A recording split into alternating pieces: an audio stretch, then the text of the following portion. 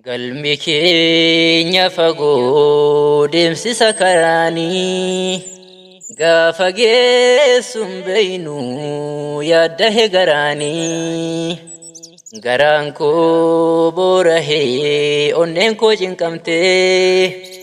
galgala qabriitiif mee maal qopheeffattee du'arraa hin oollu eessas yoo jiraanne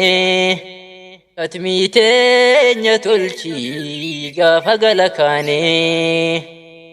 yaa rabbii yaa jabaa yaa mootii aalamaa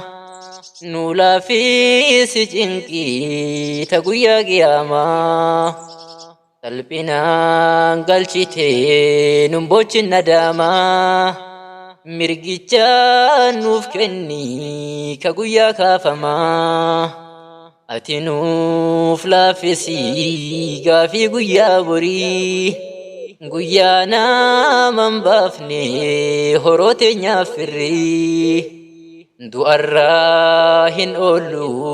eessas yoo jiraanne katmii teenya tolchii gaafa gala kaane dinqiin teenya xiqqoo harki keenya duwwaa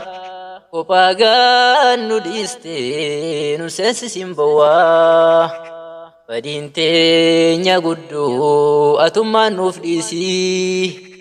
imaanaa kan keetiin qalbii teenya jiisii du'aayii qeebalii beenu gammachiisii jannatul firdawsii meenu qanansiisii sodaatee nuuf kenni yaa mootii ilaahii keessaaf duuba keenya imaana nuufaayi du'arraa hin oollu eessas yoo jiraanne katmii teenya tolchii gaafa gala kaane duniyaa nu sobdee meenun halaakinii guyyaa aakhiraatis meenun azaabinii rahmatummaa keetiin nuuf godhi rahmataa katmii teenya tolchii nu galchi jannataa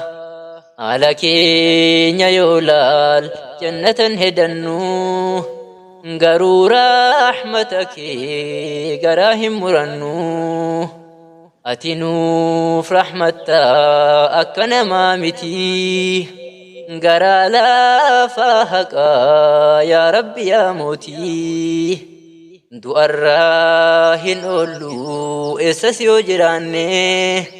katmii teenya tolchii gaafa gala kaane